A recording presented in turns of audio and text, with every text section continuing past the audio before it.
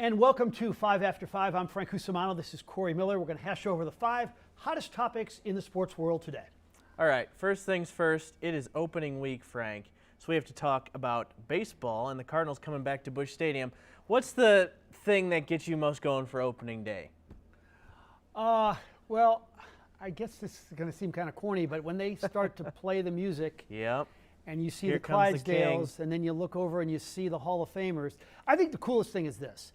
It's the embracing of the new with the old. I mean, when Nolan Arenado shakes hands with a Scott Rowland, or, you know, when Ted Simmons shakes hands with a Yadier Molina, that's something that we have in our town that they may have it in some other towns, but not many, and nobody does opening day better than us. The Clydesdales is always, no matter how many times you see it, it's cool. Yeah, and that music is really good. I love it. Here Comes the King is good music. Specifically this year for the Cardinals, Albert Pujols, we know, is going to get a crazy ovation. Yadi and Waino. What do you look at? Nolan Arenado gave us a cool moment last year. What do you think we're going to see this year from this year's team on opening day? Well, with all due respect to Waino and to Nolan and to Yadi, the ovation that Albert's going to get is going to be off the charts. It'll be one of the greatest we've ever heard. I mean, we heard some good ones from him when he came back with the Dodgers, came back with the Angels, but nothing like this. He's going to be in the lineup. He's going to DH. We don't know where he's going to bat yet. Where would you put Albert in your lineup? Well, okay, so Arenado and Goldie have to be, and O'Neill, 3, 4, 5. In some combination. So, yeah, maybe like 6 or 7. If Paul DeYoung's hitting, though, Paul DeYoung's got to be in that 5th slot eventually. Maybe not on opening day, but eventually. O'Neill actually may hit. Wait a minute. I don't know if they're going to, just because O'Neill had a bad spring after what he did, I think it will be O'Neill, Arenado, and Goldie. That's 3, 4, 5.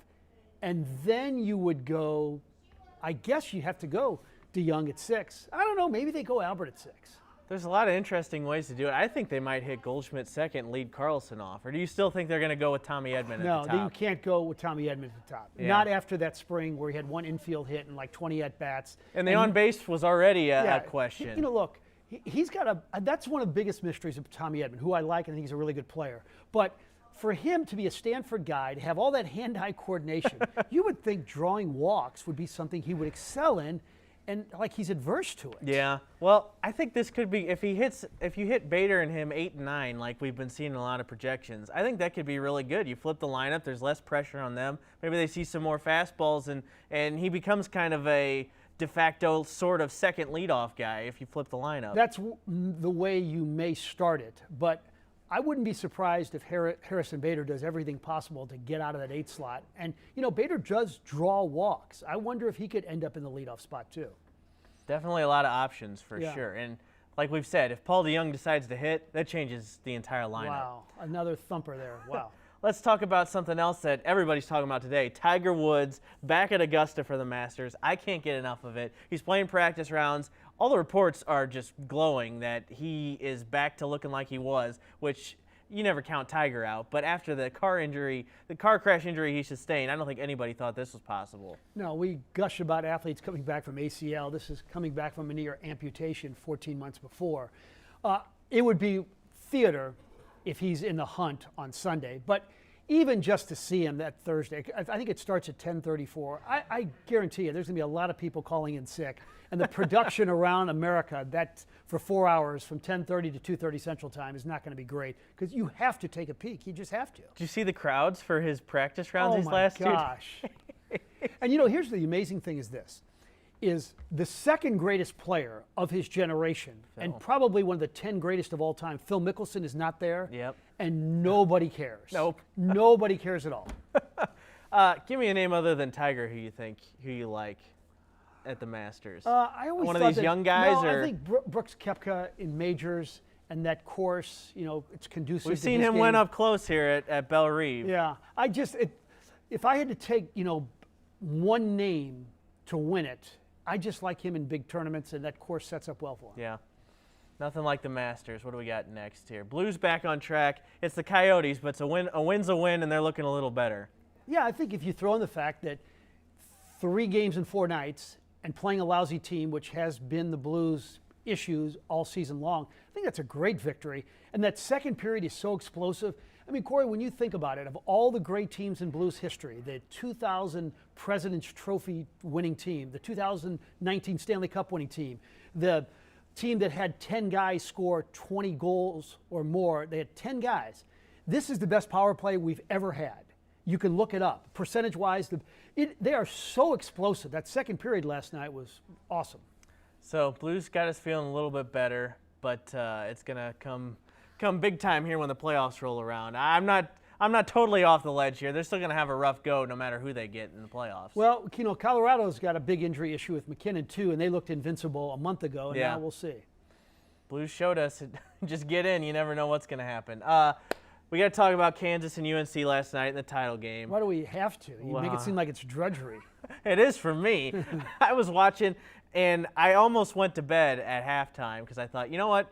At this point, I can only get angry at what's going to happen, and that's exactly what happened. Kansas, in typical fashion, comes back to win, and Bill Self just rides off into the sunset again. Those Kansas halves are just insane. What they did to Miami, and then the way they opened up 31-10 in the second half. It's crazy, too, because there wasn't a guy in the national championship game get to 16 points. Here's the best stat of the night, that Kansas led for the exact same amount of time as North Carolina in that game. Is that crazy? That is crazy. Yeah, but I like this angle. Even if you're a Missouri fan, you hate Kansas. Yeah. I like the fact that it's not the one-and-dones doing it. It's guys that are fourth- and fifth-year seniors, guys that have been in the program at North Carolina and at Kansas who are getting better and better every year and staying. And now with NIL, where guys can make a couple $100,000 to stay as opposed to go to the G League or go to Europe where it may be dangerous, a lot of guys are going to do that now. The real question is how long until Kansas has to vacate this title? Well, they may not get the chance. You're right. They may not get the chance to defend their title. They're not going to lose this title because none of the players that were involved in the FBI scandal are with the team now. But there's a realistic chance they won't get a chance to defend it. That's what I'm waiting for now. That's all I got. Okay. Last thing here, we're getting an XFL announcement tomorrow on Wednesday. I don't know exactly what it's going to be. It seems to be some sort of rebranding that they're teasing. Maybe we'll finally find out if St. Louis is going to get a team again. They've been teasing us forever now. Yeah, it's crazy. You'd think you'd have to include St. Louis. I know this is going to be one of the biggest days. What time does it happen tomorrow? I think it's supposed to start at 11 a.m. Central Time. So The Rock was teasing it. I think they're going to have a new logo for sure. But they got to give us something now. The league's supposed to start in less than a year, and we don't even know where the teams are. Yeah, it'd be one of the biggest days of your life. Now you've been surprised. You've been surprised at how much everybody has loved this, right? Yeah. Oh, I mean those crowds at the Dome were just insane. I hope we get it. It's great. It's fun. We got to have something. Yeah. It's better than nothing. All right, that'll do it for today's 5 After 5. We'll see you next week because we usually do this on Thursday, but that's opening day and we'll be just a little bit busy that day. So we'll see you next week. Bye, everybody.